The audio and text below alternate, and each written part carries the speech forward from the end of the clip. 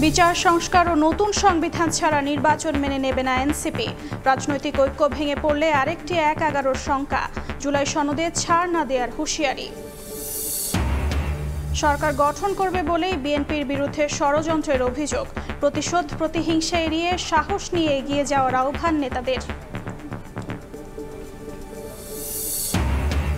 জুলাই ঘোষণাপত্র নিয়ে সরগরম রাজনীতি।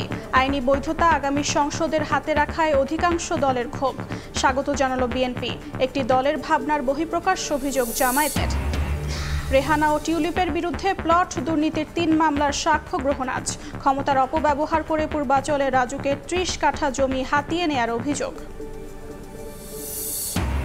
এবং পাবলিক পরীক্ষার খাতা ভাসছে সামাজিক মাধ্যমে। বানানো হচ্ছে রিলস, টিকটক। শুধুমাত্র কপি দেখা থেকে বিরত রেখেই দায় সারছে বোর্ড। কঠোর শাস্তি না হওয়ায় বাড়ছে প্রবণতা।